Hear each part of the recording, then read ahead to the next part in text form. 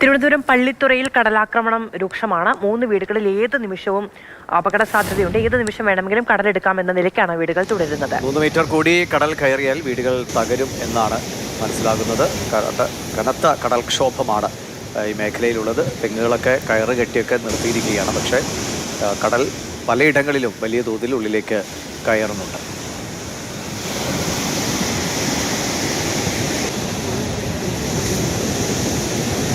Rahul G Nath വിവരങ്ങളുമായി നമ്മളോടൊപ്പം ചേരും.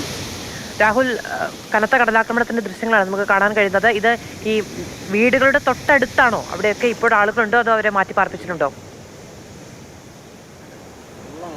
എന്തായാലും അവരെ മാറ്റി പാർപ്പിക്കാനുള്ള തീരുമാനത്തിലേക്കാണ് കാര്യങ്ങൾ വരുന്നത്. കാരണം നമുക്ക് ദൃശ്യങ്ങളിൽ തന്നെ കാണാം, 3 മീറ്റർ മാത്രം മതി. 3 മീറ്റർ കൂടി കടൽ കയറി കഴിഞ്ഞാൽ ആ വീട് പൂർണ്ണമായി നിലംപതിക്കുന്ന രീതിയിലുള്ള ദൃശ്യങ്ങളാണ് കാണുന്നത്. എന്തായാലും മഴയ്ക്ക് വലിയ ശക്തി ഉണ്ടെന്ന് പറയാൻ കഴിയില്ല. കാരണം ചെറിയ ഇടവേളകളിൽ വലിയ ശക്തിയില്ലാത്ത മഴയാണ് പെയ്യുന്നത്. ഇപ്പോൾ ചാറി മാത്രമാണ് തിരുവനന്തപുരത്ത് നിൽക്കുന്നത്. അപ്പോഴും ഈ കാറ്റിൻ്റെ സാന്നിധ്യമാണ് ഇത്തരത്തിൽ കടലാക്രമണത്തിന് കാരണമാകുന്നത്. കടൽ വലിയ രീതിയിൽ പുറത്തേക്ക് വരുന്നുണ്ട്. വലിയ തിരകളാണ് അടിക്കുന്നത്. അതുകൊണ്ട് തന്നെയാണ് രാവിലെ നമ്മൾ റിപ്പോർട്ട് ചെയ്ത പുതുക്കുറിച്ചിൽ അപകടം പോലും വെള്ളം മറിഞ്ഞുണ്ടായ അപകടം ഉണ്ടായത്. എന്തായാലും ഇവിടെ ഇപ്പോൾ എന്തായാലും പള്ളിത്തുറയിൽ വലിയ കടലാക്രമണമാണുള്ളത്. 3 വീടുകളാണ് ഭീഷണിയുള്ളത്. നേരത്തെ സൂചിപ്പിച്ചതുപോലെ തെങ്ങ് വടംകെട്ടിയാണ് സംരക്ഷിച്ചിരിക്കുന്നത്. എന്തായാലും കടൽ കുറച്ചുകൂടി കഴിഞ്ഞാൽ തെങ്ങും നിലംപൊത്തുന്ന രീതിയിലേക്കുള്ള സ്ഥിതിയാണ് അവിടെ ഉള്ളത്. എന്തായാലും ആളുകളെ മാറ്റി പാർപ്പിച്ചിട്ടുണ്ട്. ഒപ്പം താൽക്കാലികമായി ഈ മണൽ നിറച്ച ചാക്കുകൾ അടുക്കി ഇതിന് പ്രതിരോധം തീർക്കാനാണ് തീരുമാനിച്ചിരിക്കുന്നത്. ഏറ്റവും പ്രധാനപ്പെട്ടൊരു ചോദ്യം, ഇത്തരത്തിൽ മണൽ നിറച്ച ചാക്കുകൾ വെക്കുമ്പോൾ എന്തുകൊണ്ട് മുൻകൂട്ടി ചെയ്യാൻ കഴിഞ്ഞില്ല, എന്തുകൊണ്ട് തീരം സംരക്ഷിക്കാൻ കഴിഞ്ഞില്ല എന്ന ചോദ്യം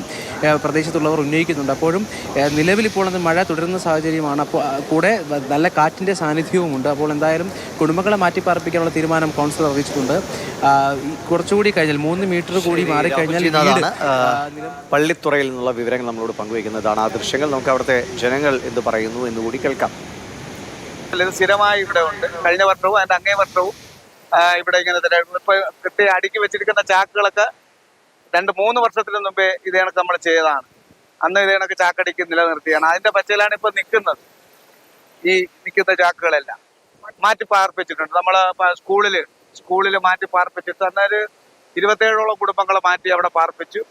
ഒരാഴ്ചയോളം അവരെ അവിടെ തങ്ങിയത്. അതിന് ശേഷമാണ് പിന്നെ കടലെല്ലാം ഇറങ്ങി. അപ്പൊ സാധാരണഗതിയിൽ അതിന് ശേഷമാണ് അവിടെ നിന്ന് വന്നത്.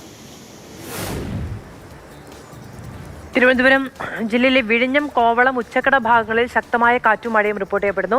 ഉച്ചക്കടയിൽ റോഡിൽ വെള്ളക്കെട്ടുണ്ടായി. പല കടകളിലും വെള്ളം കയറിയിട്ടുണ്ട്. രാഹുൽ ജി നാഥൻ വിവരങ്ങൾ നൽകും. രാഹുൽ, ഗ്രീൻ അലർട്ടായിരുന്നു, അത് മാറി ഓറഞ്ച് അലർട്ടായിട്ടുണ്ട്. യെല്ലോ അലർട്ടായിട്ടുണ്ട് തിരുവനന്തപുരം അടക്കമുള്ള ജില്ലകളിൽ. എത്ര നേരമായി മഴ തുടരുകയാണ്? എവിടേക്കാണ് പ്രശ്നം? അതെ, ഈ കോവളം ഭാഗത്ത് നേരത്തെ ദിവി സൂചിപ്പിച്ചതുപോലെ ഈ മുന്നറിയിപ്പില്ലാത്തതിൻ്റെ ഒരു പ്രശ്നം അവിടെ ബാധിച്ചിട്ടുണ്ട്. കാരണം മഴ രാവിലെ തുടങ്ങിയ ശേഷമാണ് പിന്നീട് മഴ മുന്നറിയിപ്പ് എത്തുന്നത്, യെല്ലോ അലർട്ടിലേക്ക് മാറുന്നത്. അപ്പോൾ എന്തായാലും ഈ തീരദേശത്തോട് ചേർന്ന് കിടക്കുന്ന പ്രദേശങ്ങളാണ് ഇപ്പോൾ വെള്ളക്കെട്ട് രൂക്ഷമായിരിക്കുന്നത്. പ്രത്യേകിച്ച് കടൽ പുറത്തേക്ക് ഇറങ്ങുകയും അങ്ങനെ കാറ്റിൻ്റെ സാന്നിധ്യം ഉണ്ടാകുകയും ചെയ്താണ് പ്രതിസന്ധി. എന്തായാലും നിലവിലിപ്പോൾ കോവളം ഉച്ചക്കട ഭാഗത്തെ വീടുകളിലേക്കാണ് വെള്ളം കയറിയിട്ടുള്ളത്. 10ഓളം വീടുകളിൽ വെള്ളം കയറിയിട്ടുണ്ട്. വലിയ ശക്തി കുറഞ്ഞ രീതിയിലാണ് ഇന്നലെ മുതലൊക്കെ പെയ്യുന്നത്. അതുകൊണ്ട് തന്നെ മുൻകരുതലെടുക്കാൻ കഴിഞ്ഞിരുന്നില്ല. അതുകൊണ്ട് ഈ 10ഓളം വീടുകൾ ഇപ്പോൾ വെള്ളം കയറി ആ ദുരിതം അനുഭവിക്കുകയാണ്. നിലവിലിപ്പോൾ ഈ കോവളത്തും നേരത്തെ സൂചിപ്പിച്ച പള്ളിത്തുറയിലുമാണ് മഴ മൂലമുള്ള പ്രശ്നങ്ങൾ തിരുവനന്തപുരം ജില്ലയിൽ അനുഭവിക്കുന്നത്.